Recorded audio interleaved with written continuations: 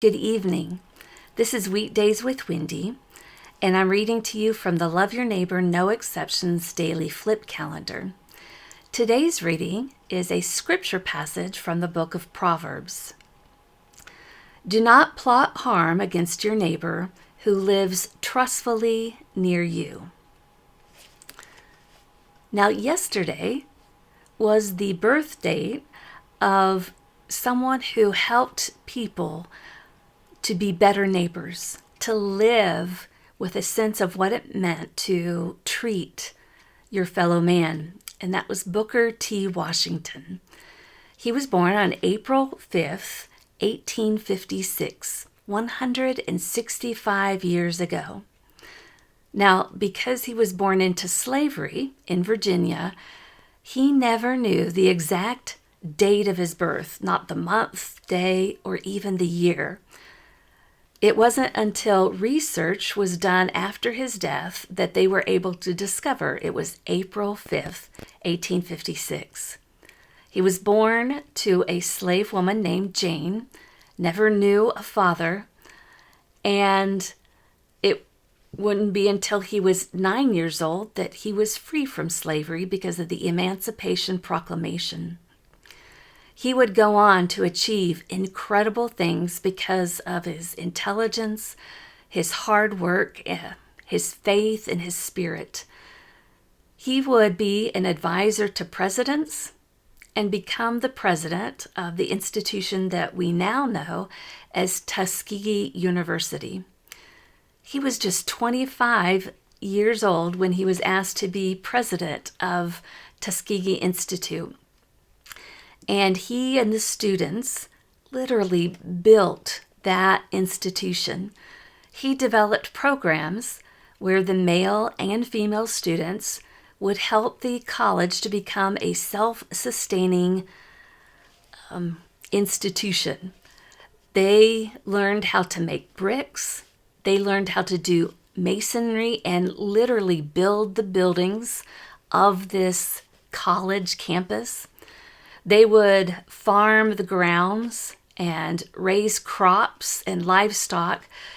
And then when these students graduated, they would take all of these trade skills that they had learned and go back out into their rural communities where they would work as school teachers or teachers at small colleges and share these trade skills with the people of that community.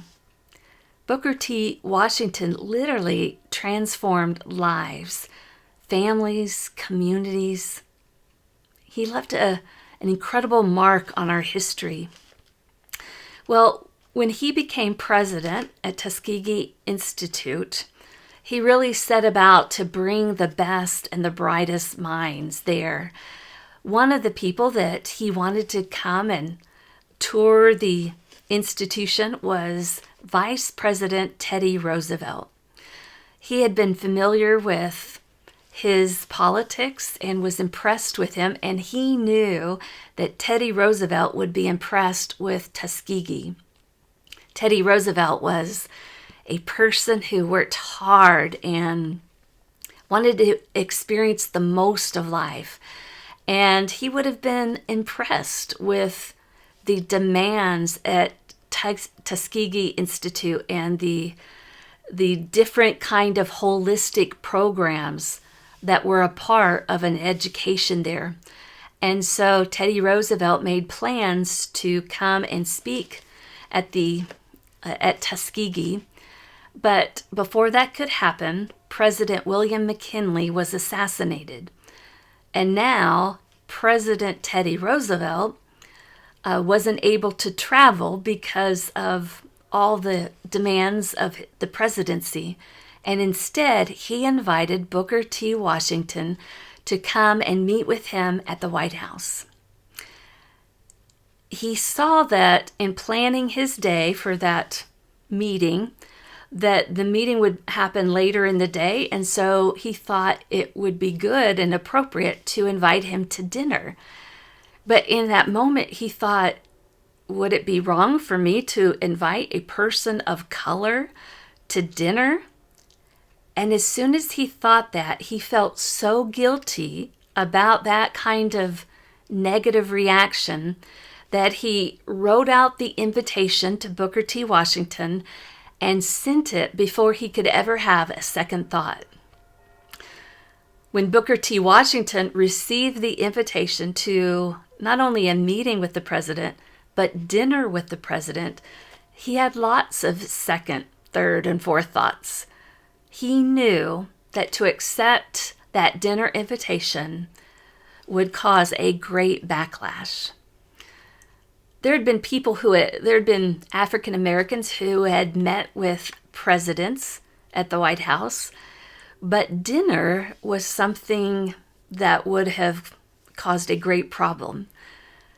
Even lunch would be problematic, but not as much so as dinner. Because if you think about it, lunch, you can have a business lunch with your colleagues or with clients. Dinner usually involves family.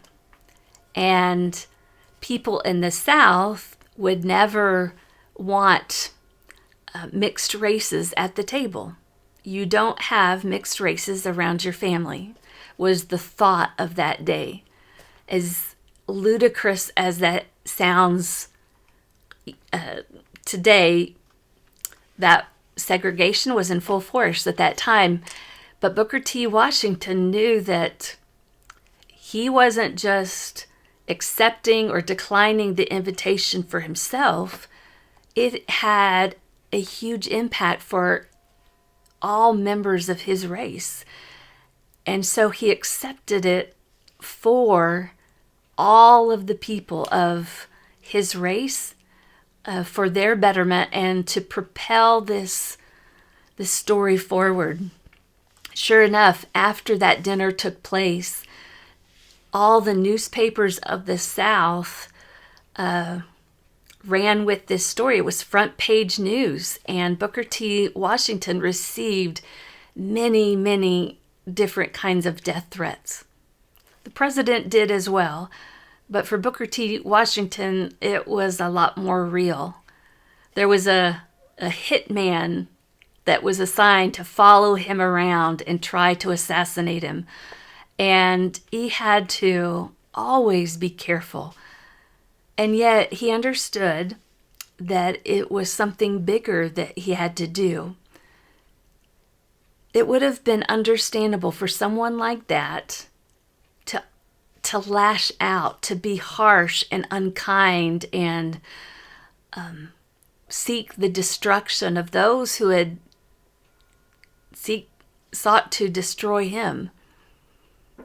And yet he had a greater goal in mind of a place where we all could live in harmony, out of respect for one another, out of our love for God, and our desire to be like Jesus Christ.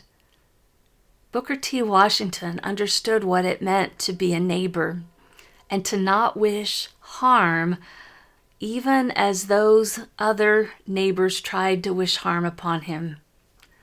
He was a great example, a living legend.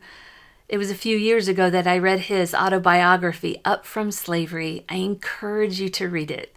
An incredible man, 165 years ago, that taught us how to live and be a neighbor.